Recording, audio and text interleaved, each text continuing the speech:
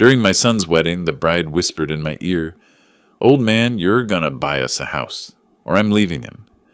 I nodded silently, playing the role of a happy father, but inside I was boiling with rage. When I took the microphone, I revealed the whole truth about her. Even the police were shocked. Before we continue, please subscribe to the channel and write in the comments what time it is where you are now. The car doors slammed in sequence. Driver's side first, then passenger. Through my living room window, I watched Wesley gesture as he spoke, hands moving in that animated way he'd had since childhood. The woman beside him paused on the driveway, her eyes traveling up the house facade, calculating something I couldn't name yet. I wiped my palms on my jeans and opened the door before they knocked. "Dad, this is Trudy. Trudy, my father, Forrest." She extended her hand with a smile that reached her lips, but stopped short of her eyes.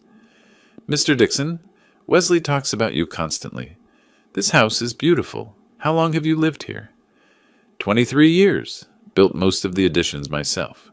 Her eyebrows lifted with interest that felt rehearsed. "Really?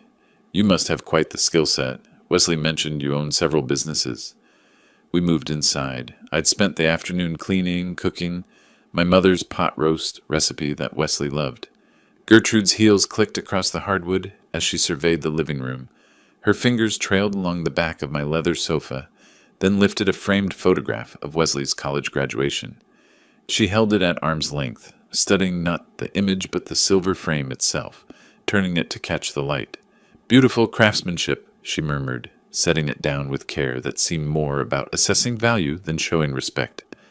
At dinner, Wesley glowed. I hadn't seen him this animated in years, not since before his mother and I split. He served the pot roast with pride, as if he'd cooked it himself. "So, Forrest, 5 auto shops across Phoenix. That's impressive. Do you handle all locations yourself?" Gertrude cut her meat into precise, small pieces. "I have managers. I mostly oversee operations now." Wesley jumped in, voice full of pride. "Dad built it from nothing. Started with 1 garage in 1989. "That's remarkable. And you're planning to retire soon?" The question hung there, specific and pointed. I set down my fork carefully. "Eventually. Haven't set a timeline."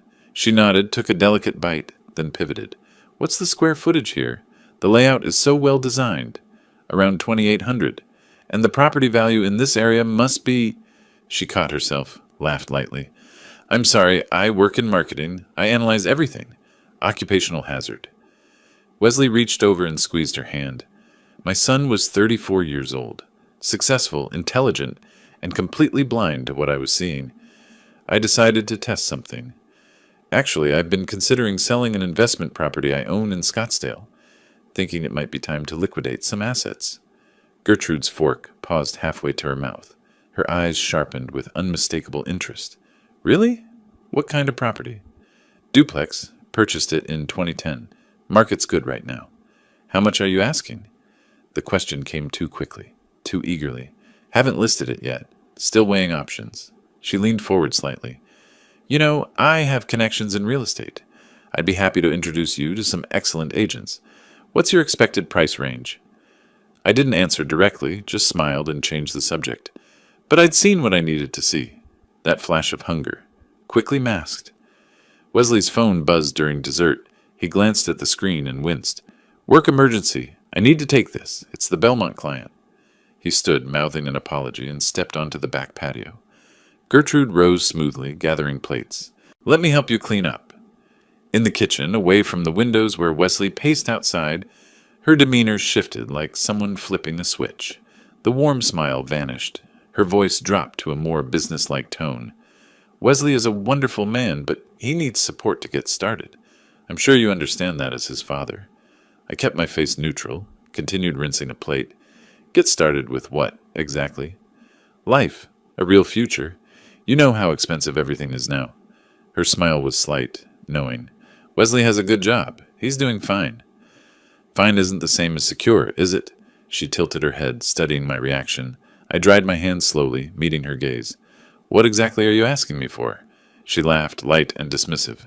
"I'm not asking for anything, Forrest. Just making conversation. Families should understand each other, don't you think?" Wesley returned before I could respond, still apologizing about the interruption. The warmth flooded back into Gertrude's expression so seamlessly I might have imagined the previous exchange.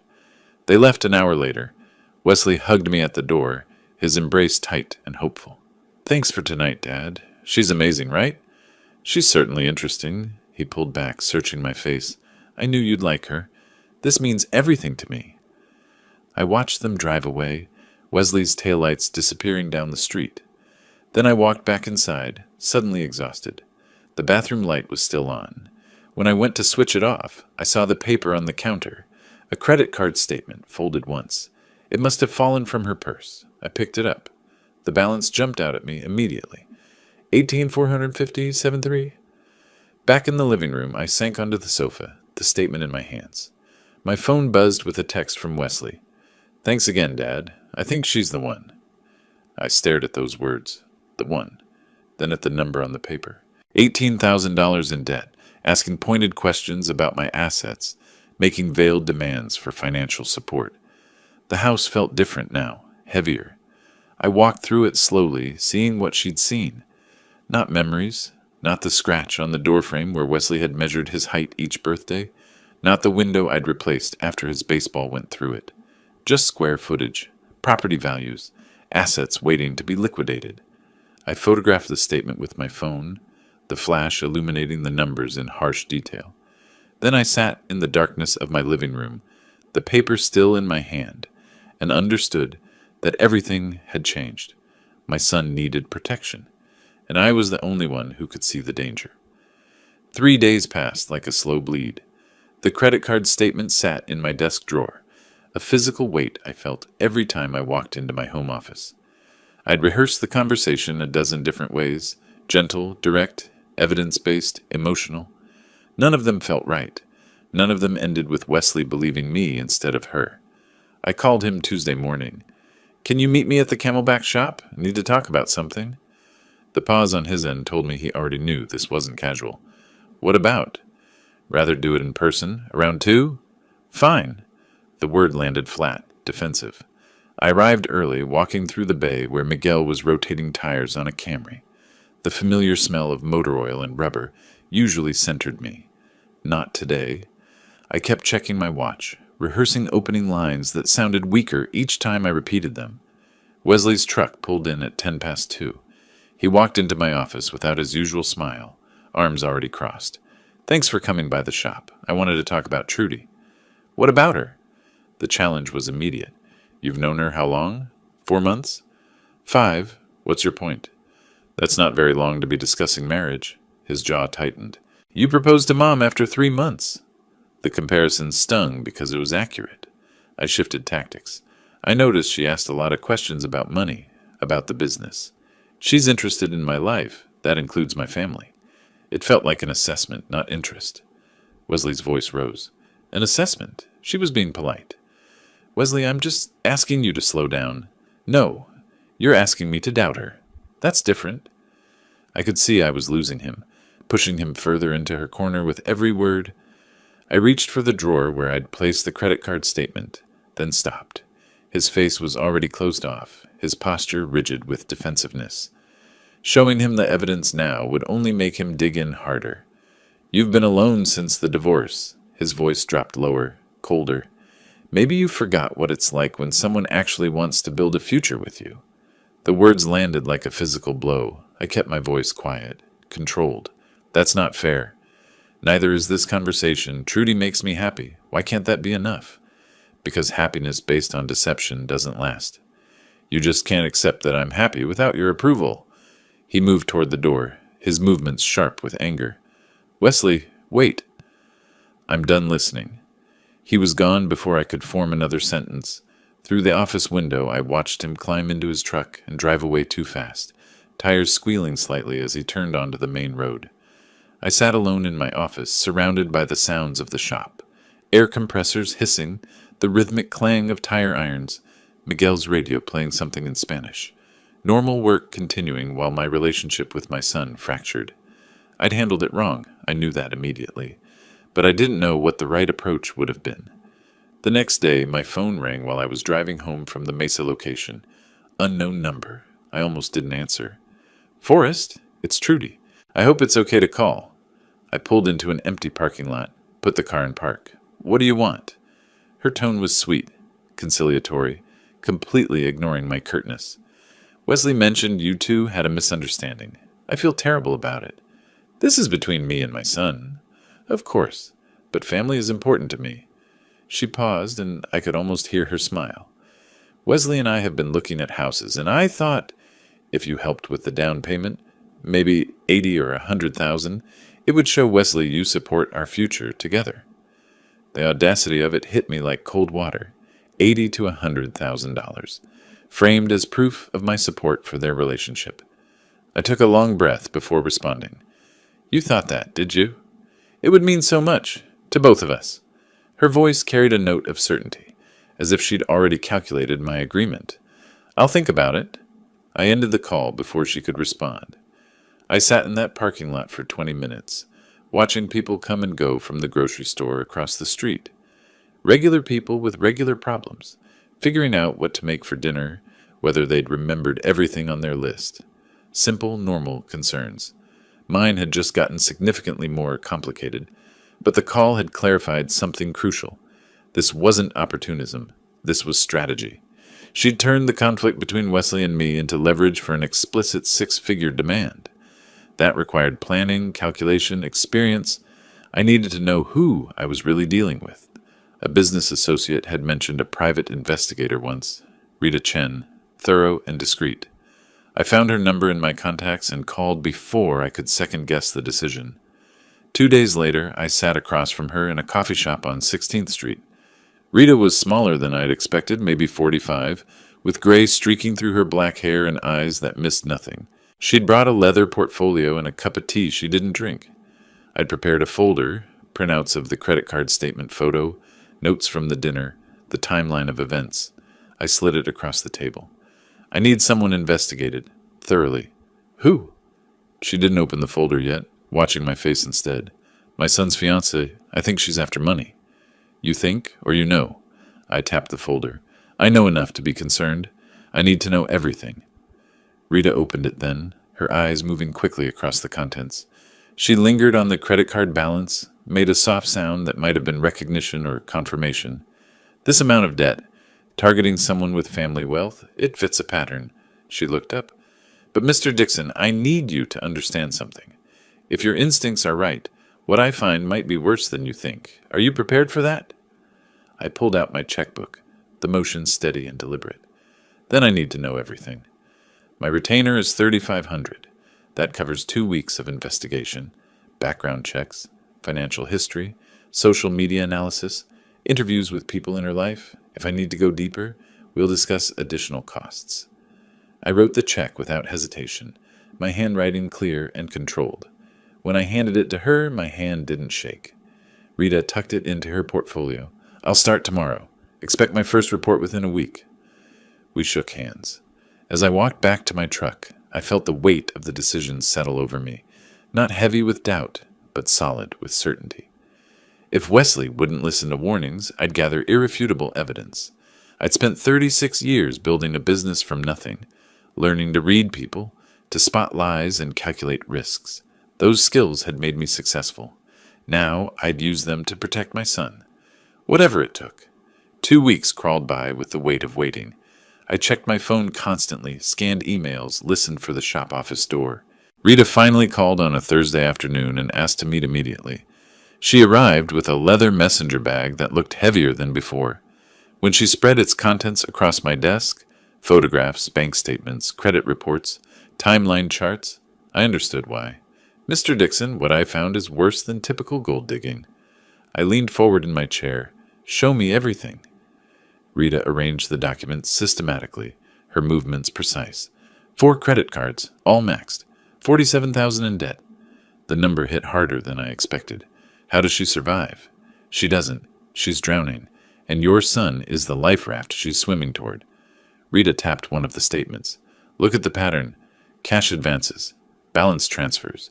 She's been juggling minimum payments for 18 months. I studied the spending history.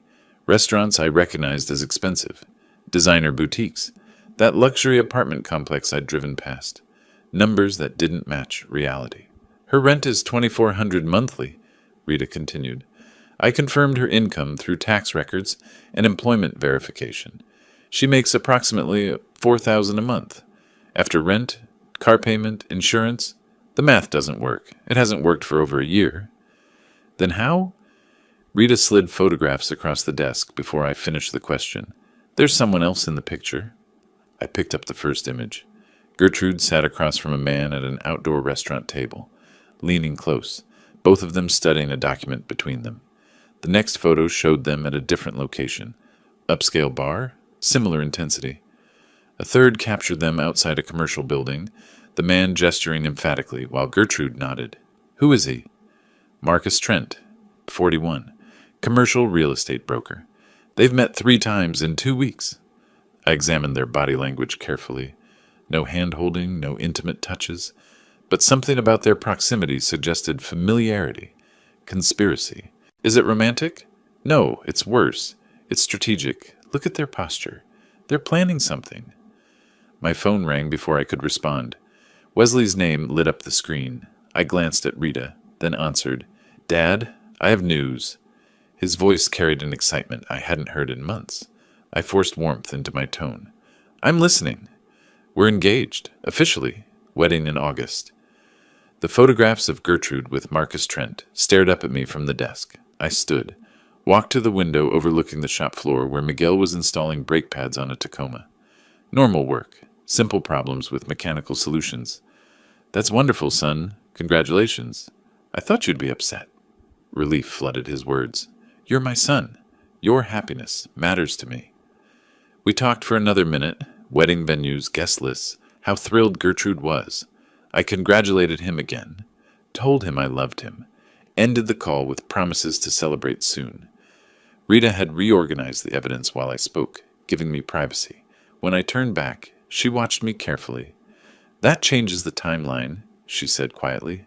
August, 4 months. I returned to the desk, looked at the documents with new urgency. Keep watching. I want to know who Marcus Trent is to her. Over the following week, Gertrude's pressure campaign intensified. Wesley mentioned it carefully during brief phone conversations, how other parents helped their children start marriages, how traditional it was, how meaningful financial support would be. He never demanded, just circled the topic with increasing frequency. Then came the text. Dad, can we talk? No arguments, just talk. I responded immediately. Of course. Name the time and place. Trudy wants to be there. Is that okay? I typed carefully. If that's what you want. She has ideas about the future. Our future. I think you should hear them. I stared at that message for a long moment before replying. I'm listening.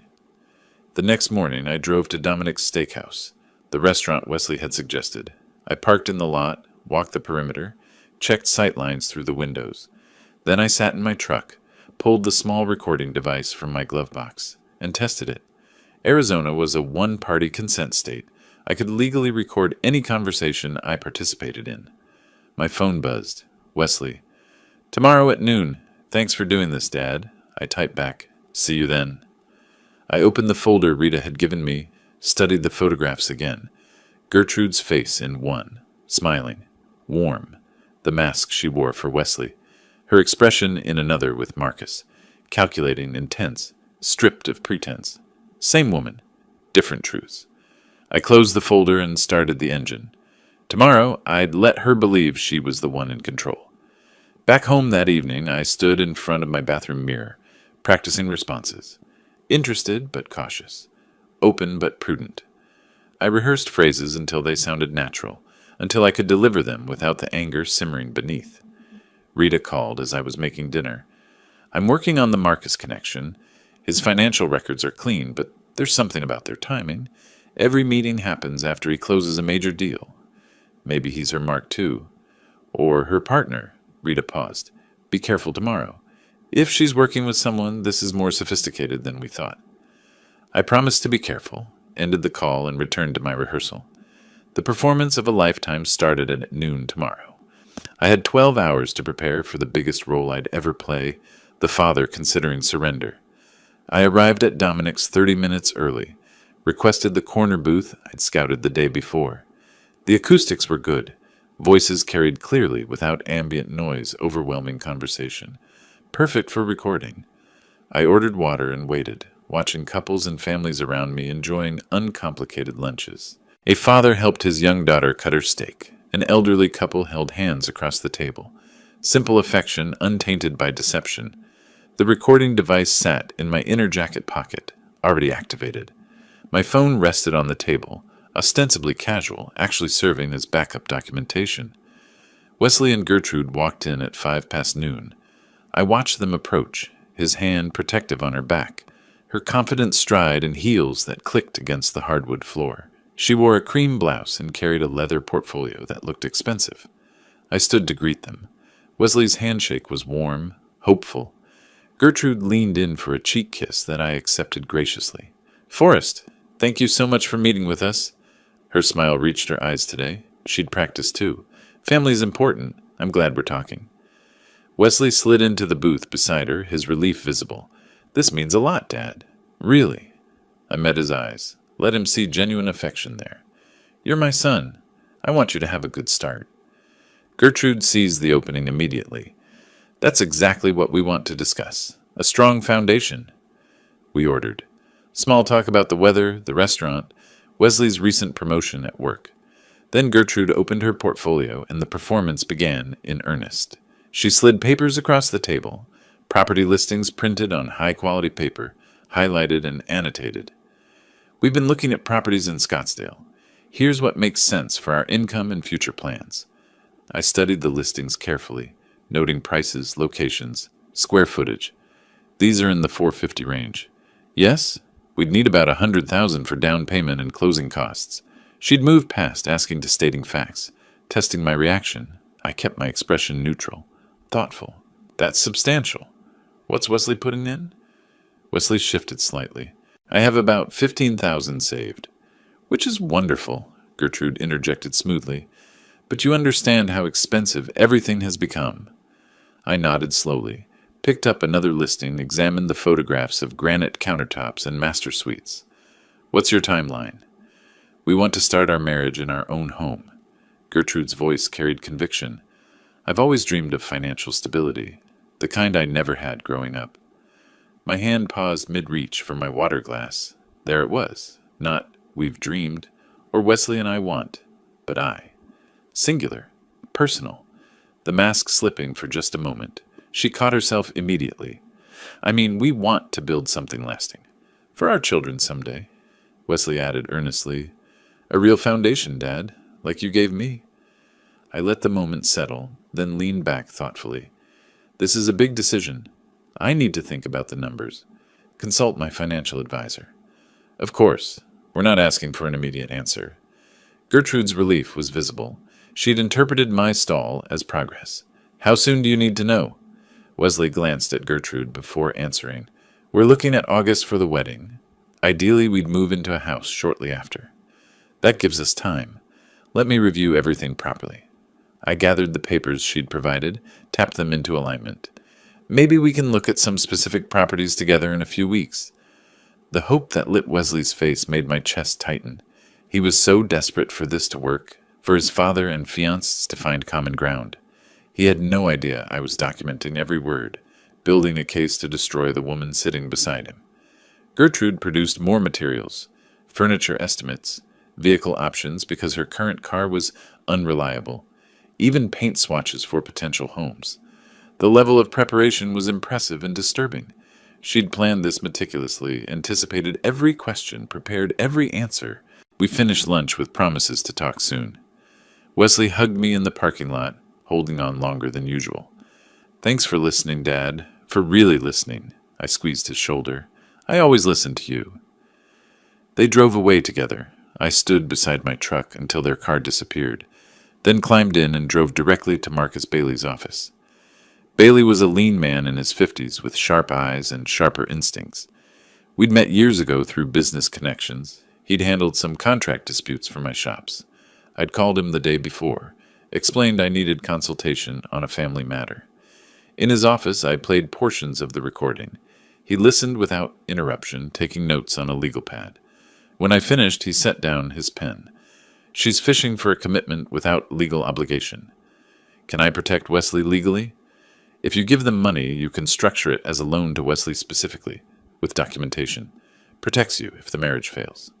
I shook my head. I'm not giving them money. I'm gathering evidence. Bailey studied me for a moment, then continued documenting. Everything. Conversations, texts, financial records. If this goes where I think it's going, you'll need an airtight case. For what exactly? For when your son realizes what she is. You'll need proof that you were right, that you were protecting him, not sabotaging his happiness. Documentation becomes your defense against accusations of interference. I hadn't thought that far ahead, but he was right. Wesley might never forgive me for exposing Gertrude, but he'd definitely never forgive me if I knew and said nothing. Bailey walked me through legal frameworks, financial elder abuse laws, fraud statutes, even recording consent regulations. By the time I left his office, I had a clearer picture of the legal landscape I was navigating. In my truck in the parking garage, I sat with the engine running, processing everything. My phone rang. Rita Chen. I found something about Marcus Trent. You need to see this. I checked the time. Late afternoon, golden phoenix sun slanting through the concrete structure. I'm coming to you now. I started to pull out, then stopped. The folder Gertrude had left me sat on the passenger seat, all her carefully prepared materials. I picked up one of the property listings, studied the smiling stock photo of a happy couple in front of a house. I dropped it back on the seat and drove toward Rita's office, replaying Gertrude's voice in my mind. I've always dreamed of financial stability, the kind I never had. Just I, not we. That singular pronoun echoed as I drove, each repetition tightening my grip on the steering wheel. Whatever Rita had discovered about Marcus Trent, I was ready for it. Each piece of evidence was another step toward protecting Wesley, whether he wanted protection or not. Rita's latest report sat open on my desk. Photographs of Gertrude and Marcus Trent from years ago, social media messages discussing finding the right opportunity, financial records showing they'd worked together before Wesley ever entered the picture. The connection was undeniable now, not just manipulation, a practiced operation. My phone rang. Wesley's name lit the screen. 3 weeks, Dad. 3 weeks, and you haven't given us an answer. I set down my coffee carefully. His voice carried an edge I hadn't heard since our last fight. These decisions take time. I'm being responsible. Responsible or controlling. Trudy thinks you're sabotaging us. The shift in his tone told me everything. 3 weeks of daily exposure to her poison had done its work. Wesley, I need you to listen. No, I'm done listening to your suspicions and your excuses. I pulled up the video call function, pressed connect. His face appeared on screen, jaw tight, eyes hard. Behind him I could see his apartment, the space I'd helped him move into 5 years ago. I have proof, evidence that she's not who she claims. His expression twisted. You hired someone to spy on her? Do you hear yourself? I hired someone to protect you. From what? From being happy? From having a life you don't control? He was shouting now, years of buried resentment surfacing with Gertrude's careful cultivation. I grabbed the investigation folder from my desk, spread the contents in front of the camera. From being used, please, just look at these documents. Wesley's image on screen turned away, his face in profile, refusing to see. I'm not looking at anything. This is paranoid. This is obsessive. She has $47,000 in debt. She's meeting with a man named Marcus Trent, who... The screen went black. He'd ended the call. I sat staring at my phone, documents scattered across my desk, evidence that meant nothing if Wesley wouldn't see it. 4 days passed in tense silence. Then my phone rang again. Wesley's voice was different this time, softer but somehow more dangerous. Dad, we need to talk. I'm here. Trudy's pregnant. We're having a baby. The words landed with calculated precision. I kept my voice measured, careful. That's significant news. It changes things. This isn't just about us anymore. It's about our child. I closed my eyes, ran through the possibilities. The timing was suspicious, too convenient, announced right after our failed confrontation. But I had no proof, and accusing her of faking a pregnancy would make me look even more unhinged. I understand. Do you? Because our baby needs a grandfather who supports this family. The implicit threat was clear. Accept Gertrude or lose access to your grandchild. I made my decision then. Not surrender, but strategic retreat. Sometimes you have to lose the battle to win the war. 2 days later, I called Wesley from my camelback shop. The familiar sounds of air compressors and impact wrenches surrounded me, grounding me in reality as I prepared to deliver the performance. "I've been thinking about what you said. And?" His voice was guarded. "You're right. I've been too cautious, too controlling." Silence then. "Really?" "A grandchild changes everything. After the wedding, we'll sit down and work out how I can help." "Dad, thank you. This means everything." The relief in his voice made my chest tighten. I ended the call and stood motionless in my office, letting the shop noise wash over me. Miguel knocked on the doorframe. "Boss, you okay?" "Fine, just handling family business." He nodded and left. I pulled out my phone and called Rita. "I need you to verify something. The pregnancy. Can you check if it's real?" "Medical records are protected, but I have contacts in the healthcare network. I can look for prenatal appointments, obstetric care. If she's actually pregnant, there should be a trail." "Do it," discreetly. While Rita worked her channels, I received the call I'd been dreading. I found her pattern. 2 previous engagements. I sat forward in my chair. "Tell me everything." Tucson, 2019. Dentist, 42 years old. Engaged for 4 months, then nothing. Flagstaff, 2022. Contractor, owned 3 properties. Engaged for 6 months. Broke it off suddenly. "Did you talk to them?" "Tried. Both declined to discuss it. Whatever happened, they don't want to revisit it." I leaned back, staring at the ceiling. "That tells us enough. She's done this before. Wesley isn't her first target. He's just her current one." "There's more." I pulled social media archives. She was posting photos with the Flagstaff contractor. Fancy restaurants, vacation spots, living well beyond what her income supported. Then suddenly, all posts disappeared. Complete scrub.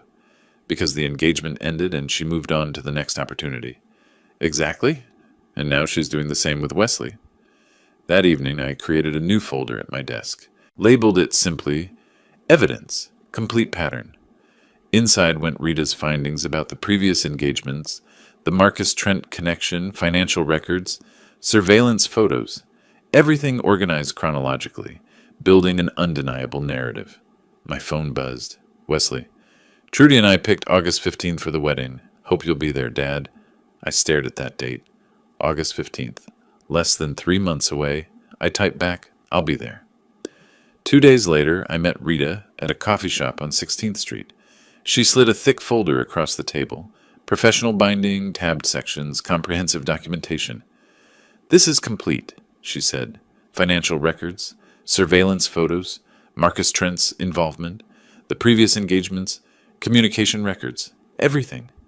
I opened the folder, flipped through pages of meticulous work, bank statements showing debt accumulation, photographs of Gertrude with Marcus, their body language unmistakably conspiratorial, social media archives showing her with previous fiancé, the same pattern repeating, credit card bills, spending records, the mathematical impossibility of her claimed lifestyle. My phone buzzed again. Another text from Wesley. "We're finalizing details. This is really happening." I looked up at Rita. "I'll be there," I said quietly, "and so will all of this." I closed the folder, placed my hand flat on top of it. The weight of evidence, the burden of truth. As I stood to leave, Rita stopped me. "Once you do this, there's no going back. Wesley might not forgive you, at least not right away." I met her eyes. "If I don't do this, I'll lose him permanently, just to someone else." I picked up the folder and walked out into the Phoenix afternoon heat. The evidence felt heavy in my hands, but my stride was purposeful and steady. I had 3 months to prepare for the most important confrontation of my life.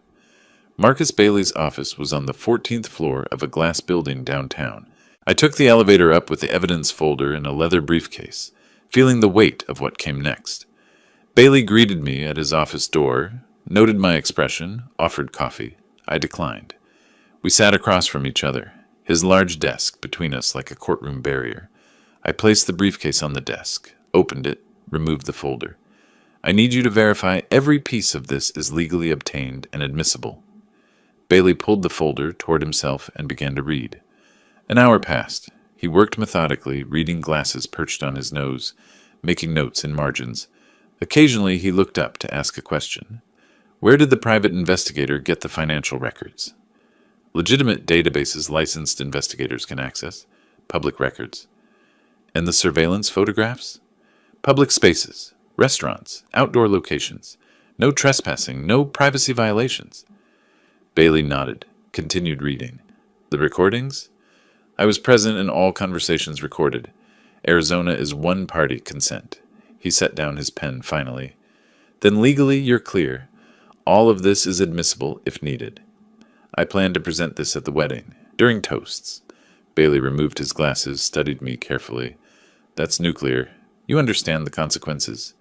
Wesley won't listen any other way. He needs to see it publicly with witnesses so she can't spin it later. He'll be humiliated. He'll be humiliated for a day. If I don't do this, he'll be exploited for years. Bailey leaned back in his chair. I'll document our consultation. When this unfolds, you may need proof you acted on legal advice. Over the following weeks, I worked on my presentation. Late nights in my home office. Computer screen glowing blue in the darkness. I scanned documents, created slides, wrote accompanying narrative. Each piece of evidence got its own section. Financial deception. Marcus Trent connection. Previous pattern. The fake pregnancy. Rita called in mid-July with confirmation about the last point. The pregnancy is definitely fake. No appointments, no prenatal care, nothing. Can you document that? I have a report from my source at the medical network. No records under her name or social. Perfect. That's the last piece. Mr. Dixon, are you ready for this? I saved another backup of my presentation to a USB drive. I don't have a choice. If I'm not ready, I do it anyway. Through Bailey's office, I requested a complete credit report on Gertrude. When it arrived 3 weeks later, I picked it up from his office and sat in my truck in the parking garage, reading through it page by page. The full scope was worse than I'd known. Not just 4 credit cards, but personal loans, medical debt and collections, a defaulted car loan. Total debt, $54,000. Recent inquiries showed she'd been applying for new credit, presumably to fund wedding expenses. I photographed every page with my phone. Another backup layer. Late July, Wesley called with news that shouldn't have surprised me. Dad, I need to talk about the wedding. Problems? Costs went higher than expected. The venue, the catering, we're about $12,000 over budget. I stood at my kitchen window, looking out at the desert landscape. I'll cover it. Really? Just like that? You're my son. This is your wedding. Send me the details, and I'll write a check. Thank you, Dad. This means we're okay, right? We'll always be okay, no matter what. I wrote the check that evening, pausing with pen hovering over the amount line. $12,000. Not the money that hurt, what it represented. I wrote clearly, tore the check from the book, slid it into an envelope for Wesley. Investment in justice. Throughout June and July, Wesley made attempts to rebuild our relationship. Dinner invitations, casual visits to the shop. I accepted some, declined others. Maintained careful emotional distance, warm enough not to raise suspicion, detached enough to protect myself from the coming storm. One dinner in mid-July, we sat at a casual Mexican place we'd gone to since he was a teenager. He talked about wedding plans, about the baby coming, about their future. Trudy's excited you're coming to the wedding. It means a lot to her. I wouldn't miss it. I know things were tense for a while. I'm glad we got past it. I nodded, sipped my water. We're family, Wesley. That doesn't change. Wait until you meet your grandkid. Everything will make sense then. I looked at my son, 34 years old, intelligent, successful, and completely blind to what was happening. I'm sure it will.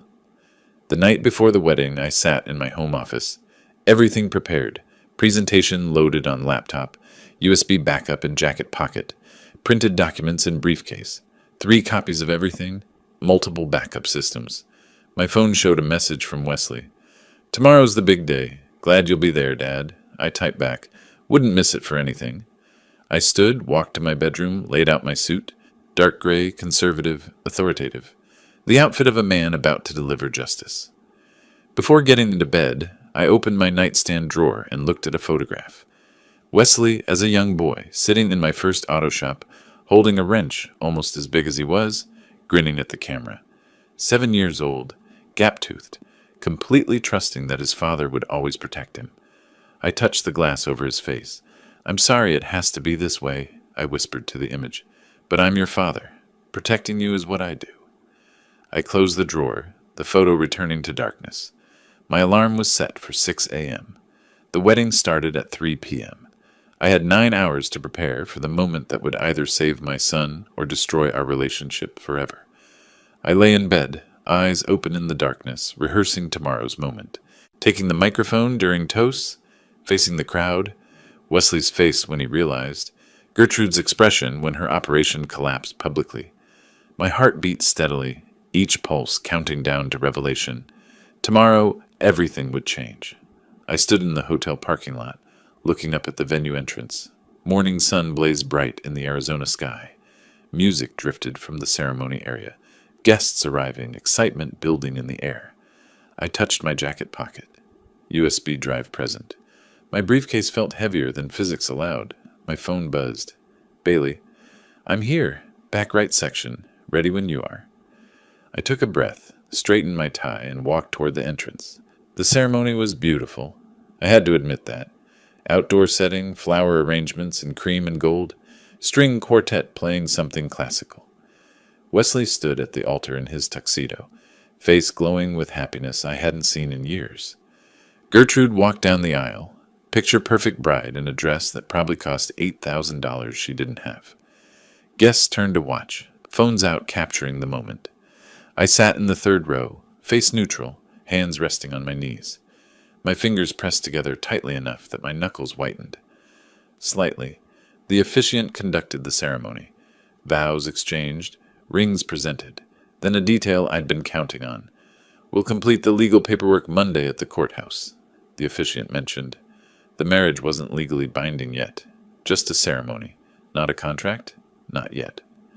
After, guests moved to the covered patio for cocktails. I positioned myself near the bar, briefcase at my feet. The AV technician I'd spoken with weeks ago gave me a subtle nod. The connection was ready. My presentation loaded on the reception hall's large screen. I waited, nursing sparkling water, watching Gertrude work the crowd. She was good, accepting congratulations, posing for photos, playing the radiant bride perfectly. Then she approached me, still smiling, gracious for the cameras. She leaned close, whispered so only I could hear. "Old man, you'll buy us a house within a month of today." I stood motionless, listening. "Otherwise, I walk away, and you'll only see your son through a courtroom when I sue for child support." She straightened, her voice rising to pleasant public volume. "Thanks for being here today. It means everything." I took a slow sip of my water, set it down carefully. "You're welcome." She walked away satisfied, back to her admirers. I remained at the bar until she disappeared into the crowd, then allowed my jaw to tighten for just a moment. She'd just confirmed everything. Guests moved into the reception hall. Dinner was served. I barely tasted mine. Toast time approached with the inevitability of sunrise. The best man went first. Funny stories about Wesley, traditional wishes for happiness. Laughter rippled through the room. The maid of honor followed, voice thick with emotion, talking about how perfect they were together. Then the officiant took the microphone. And now, the father of the groom, Forrest Dixon. I stood, buttoned my suit jacket, deliberate preparation, took the microphone. The room applauded politely. Wesley looked at me with pride, expectation. I began with tradition. Wesley has been the greatest joy of my life. Watching him grow from a boy who could barely hold a wrench to the man standing here today, there's no greater privilege than being his father. The room responded warmly. Guests smiled. I saw Wesley's eyes getting wet, which is why what I'm about to do is the hardest thing I've ever done. The warmth shifted. Confused murmurs. I paused, took a breath, gave weight to what came next. Then I pressed the remote in my pocket. The screen behind me lit up. But as a father, I cannot allow this marriage to begin with a lie. Silence crashed over the room like a physical force. Gertrude Whitmore is not who she claims to be. She's not marrying my son for love. She's executing a plan. Gertrude stood, face transforming from shock to fury. What are you talking about? This is crazy. I clicked the remote. The first slide appeared. Credit card statements, balances highlighted in red. $54,000 in debt across 6 accounts. Monthly rent she cannot afford on her actual income. I clicked again. Photographs of Gertrude with Marcus Trent filled the screen. Restaurant meetings, intense conversations, their body language unmistakably conspiratorial. Regular meetings with Marcus Trent, a man she's known for years, planning sessions for what she calls advantageous relationships. Another click. Audio waveform appeared. I pressed play. Gertrude's voice filled the room. Old man, you'll buy us a house within a month of today. Otherwise, I walk away, and you'll only see your son through a courtroom when I sue for child support. The recording was from 20 minutes ago. I'd had my phone in my pocket during cocktail hour. Gasps rippled through the crowd. Some guests stood. Others sat frozen. Next slide. Medical documentation. And the pregnancy she announced to secure my cooperation? It doesn't exist. No medical appointments, no prenatal care, no pregnancy. Gertrude's voice rose, shrill now. You had no right. This is invasion of privacy. I continued calmly, methodically. Everything here was obtained legally. Private investigator, licensed and bonded. Arizona is a one-party consent state for recordings. Final slides. Records of 2 previous broken engagements to wealthy men. Social media archives showing the same pattern, repeating. Wesley finally found his voice, standing slowly. Dad, what? What is this? I looked directly at my son. This is me protecting you. This is me being your father. Gertrude turned to Wesley, desperation replacing calculation. Don't listen to him. He's trying to destroy us. But Wesley was staring at the screen, evidence still displayed in sharp clarity. His face had gone pale. The reception hall descended into chaos. Some guests were leaving, others clustering in groups, whispering, a few filming on phones. I set down the microphone carefully, reached for my briefcase. Gertrude's voice cut through the noise. I'm calling the police. This is harassment. This is illegal stalking. She had her phone out, dialing frantically. I looked across the room at Bailey. He gave a slight nod. I remained standing at the head table, waiting. Through the windows in the distance, red and blue lights flashed against the afternoon sky. The consequences were arriving. In that moment before the police entered, Wesley looked up at me. Our eyes met across the chaos. His face showed betrayal, confusion, hurt, but underneath, something else beginning. Dawning comprehension. He looked from me to Gertrude, who was shouting into her phone, makeup smeared by angry tears, then back to me, standing quiet and steady amid the storm. Wesley opened his mouth as if to speak. Then the first police officer walked through the door. The patrol car pulled into the venue's circular drive, lights flashing but silent. 2 officers emerged, a younger man and a more experienced woman. Inside, they could hear raised voices before entering. Bailey reached me just as they walked through the entrance. I straightened slightly, waited. The officers took in the scene. Disrupted wedding reception, agitated bride, stunned remaining guests, one man standing calmly with a briefcase. The female officer approached Gertrude first. Gertrude immediately began pointing at me, words tumbling out. Illegal surveillance, stalking, harassment, invasion of privacy. The younger officer approached me. Sir, what's your name? Forrest Dixon. This is my attorney, Marcus Bailey. Can you tell me what happened here? I presented evidence of fraud at my son's wedding. The bride has been deceiving my family to obtain money. Bailey stepped forward slightly. Everything was obtained legally. We have full documentation. The officer glanced at his partner, who was still listening to Gertrude's rapid-fire accusations. We're going to need to see that documentation. 20 minutes later, a detective arrived. Badge identified her as Sarah Morrison. Experienced, sharp-eyed, carrying a tablet, and an air of professional competence. I'm Detective Sarah Morrison. Who called this in? Gertrude's voice carried across the room. I did. He's been stalking me, spying on me. This is harassment. Morrison's gaze swept the scene calmly. Ma'am, I'll take your statement. Sir, she looked at me. You're the father of the groom? Yes, and I have evidence of attempted fraud. Let's start from the beginning. Everyone involved, conference room. Now. Her gesture redirected people like traffic. We followed, me, Bailey, Morrison, and the male patrol officer, to one conference room, Gertrude and the female officer to another. In the private space, Morrison pointed to chairs. We sat. I placed my briefcase on the table, opened it, removed organized folders. This private investigator, Rita Chen, you hired her? Yes. In February. $350 an hour, standard rate. And she's licensed in Arizona? Bailey provided the license number. Fully licensed and bonded. All surveillance was conducted in public spaces. No trespassing, no illegal wiretaps. Morrison checked her tablet, made calls to verify Rita's credentials. She reviewed documents methodically, credit reports, surveillance photos, time-stamped location data. And these recordings? I was present in all conversations. Arizona is one-party consent. That's correct? Morrison flipped through more pages, occasionally stopping to read carefully. She made notes on her tablet, photographed certain documents. After 40 minutes of review, she closed the folder she'd been reading and stood deliberately. Excuse me. She walked from our conference room to where Gertrude was being interviewed, carrying specific documents. Through the slightly open door, I could hear the shift in questioning. Ms. Whitmore, did you tell Wesley Dixon and his father that you were pregnant? That's private medical information. The medical records here show no pregnancy, no appointments, no prenatal care. He had no right to access my medical records. These aren't your records. They're confirmation that no records exist under your name at any major Phoenix hospital or clinic. A pause. I might have been mistaken about the pregnancy. Did you request money from Forrest Dixon based on this pregnancy? The conversation continued, but Morrison closed the door.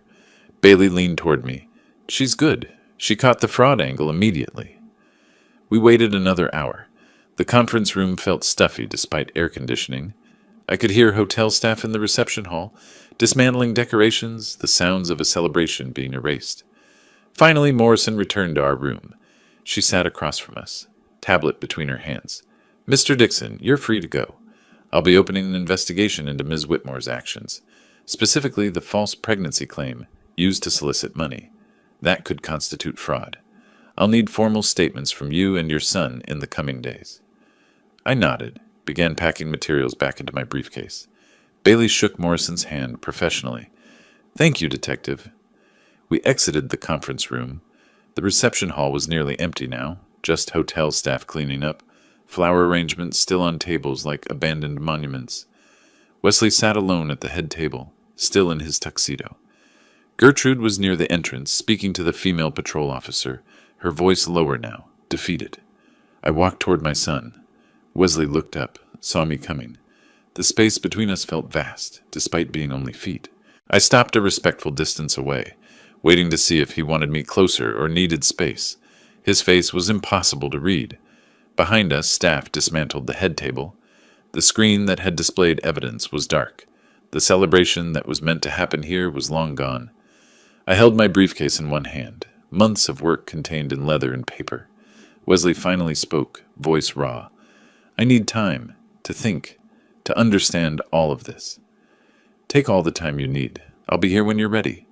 He stood slowly, removed his boutonniere, set it on the table. Small gesture of rejection. He began walking toward the exit. Then he paused. Without turning around, he said quietly, Thank you. For, I don't know, for something. Then he was gone, leaving me standing in the ruins of a wedding that never was. Across the room, Gertrude's voice rose again briefly. This isn't over. I'll sue. The officer with her said something I couldn't hear. Gertrude's voice cut off. I stood there a moment longer, briefcase in hand, surrounded by the aftermath. Then I walked out into the Phoenix evening, where the temperature was finally dropping below 100 degrees, and drove home through streets I'd known for 36 years, to a house that felt different now, lighter somehow, despite everything. 2 days after the wedding disaster, my phone rang. Bailey's voice carried professional satisfaction. Gertrude tried to find an attorney to sue you for defamation and emotional distress.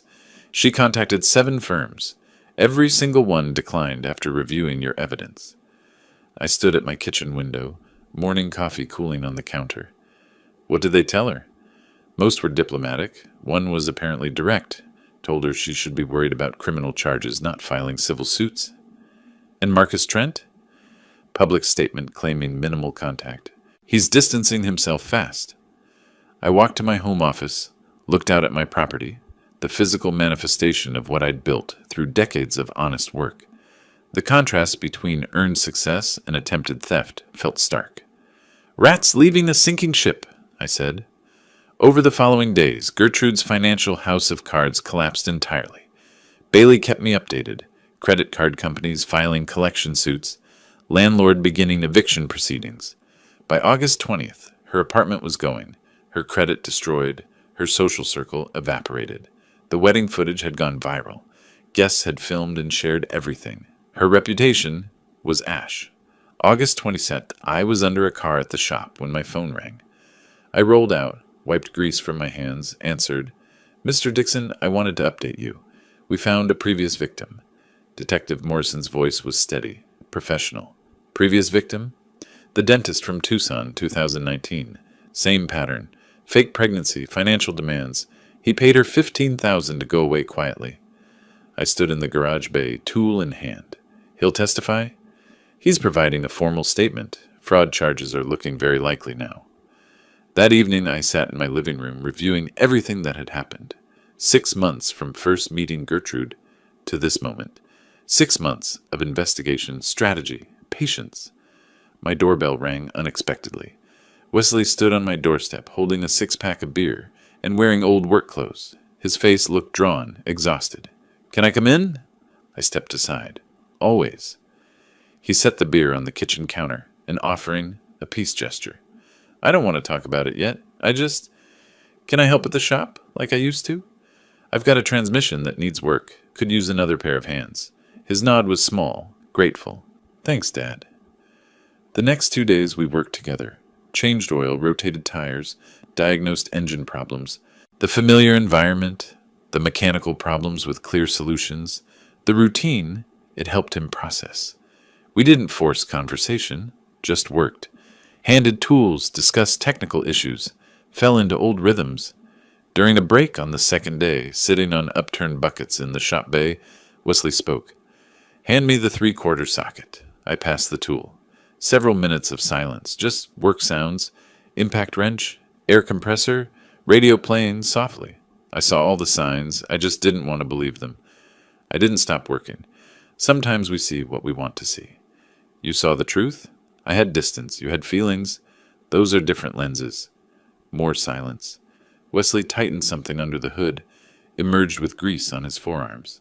"I'm embarrassed. Everyone saw me being played. Everyone saw you being a good man who trusted someone. That's not shameful."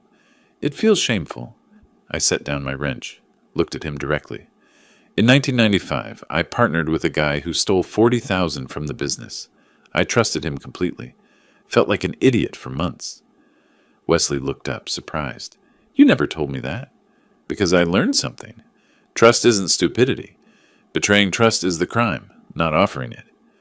He absorbed that, nodded slowly, returned to work. By the end of the second day, something had shifted.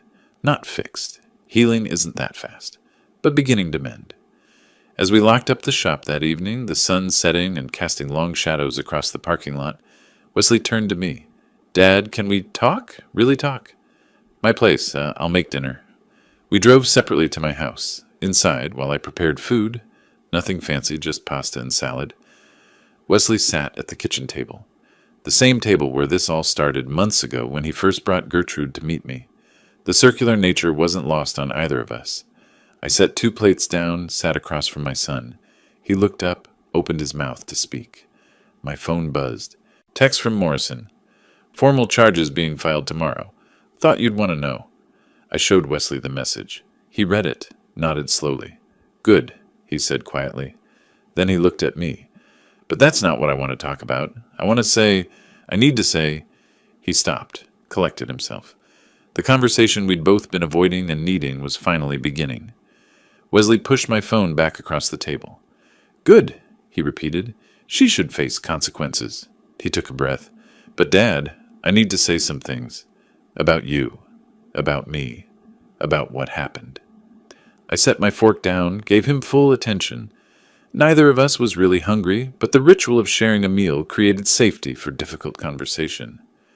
Thank you for not giving up on me, even when I was being stubborn. You're my son. Giving up was never an option. I ignored so many signs. I wanted to believe her so badly that I didn't let myself see the truth. That's human. It's not a failure. His hands were clasped tightly in front of him. Visible tension. How did you stay so calm? When I was calling you paranoid, dismissing everything you said. I wasn't always calm, but I knew if I reacted emotionally, you'd dig in deeper. So I focused on getting evidence you couldn't dismiss.